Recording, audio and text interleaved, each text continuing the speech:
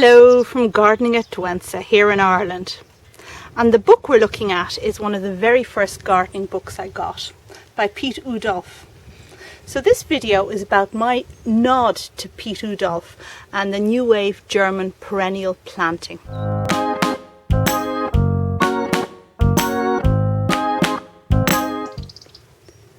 It's late September in my garden Douentza, and this border is looking its best. Over this side you can see it a bit better, and we'll go in a second now and look at some of the plants I've used.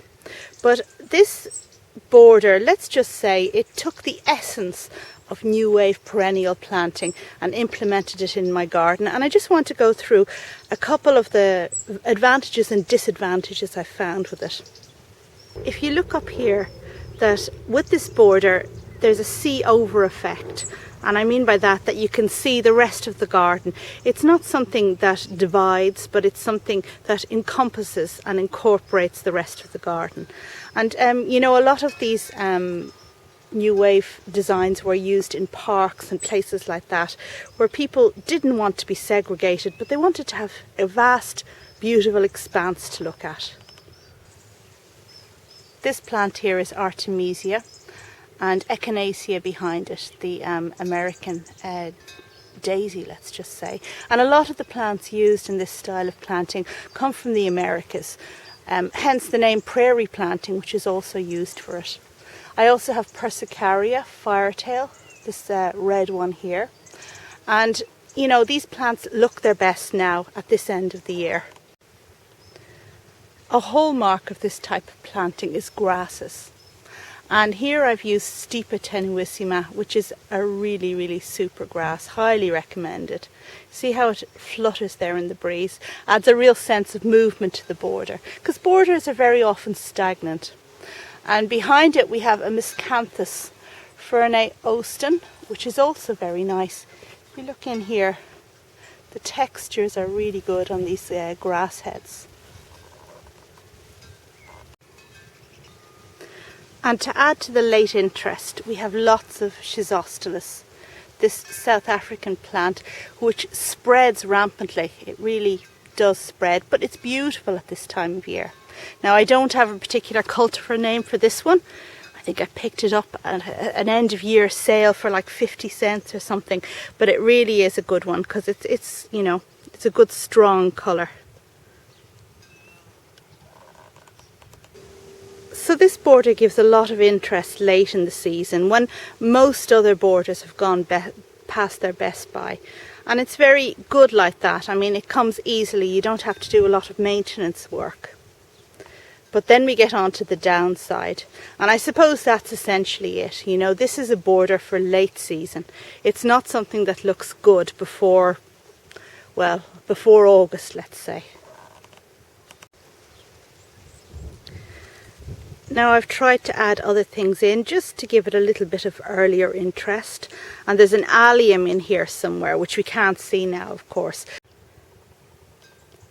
Early on in the season this Persicaria as well isn't in flower, and if we look closely at the leaves, you know, these leaves aren't very ornamental. Well, I don't like them. They remind me of a dock leaf. So you're looking at a great expanse of essentially what looks like weeds when people are coming to your garden and looking at it. So that's a downside. And the problem with the Schizostylus and the grasses is that their foliage is very grass-like. Surprise, surprise.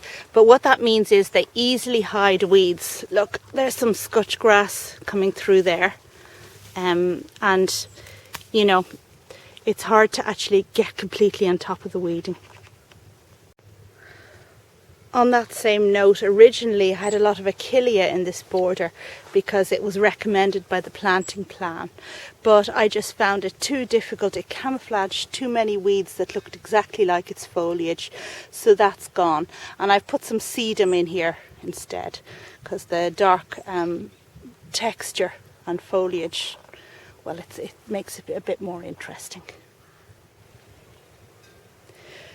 So in conclusion, what do I think of it? What do I think of this new wave planting from my limited experience of it? And what I'll say is that it's quite a nice border to have, but you know, I have a large garden, so I can afford to have one border here that doesn't do a whole lot early on in the year. And I'm also quite glad that I have another border parallel to it. Now this border isn't from the same new wave kind of planting. It's a dahlia border, so very kind of old-fashioned, I guess, in many ways, but that's also of late interest, and I think it works quite well having the two borders that are flowering at the same time in conjunction with each other. They don't grate or clash in any way. So I'm certainly going to keep this, but I am not sure what value or what extended value it can have for the small garden.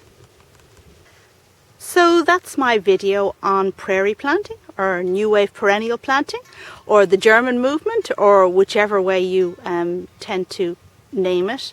And I hope you found it interesting, my few musings on my experience with it. And if so, please give me a thumbs up and subscribe for lots more interesting videos. Thanks very much.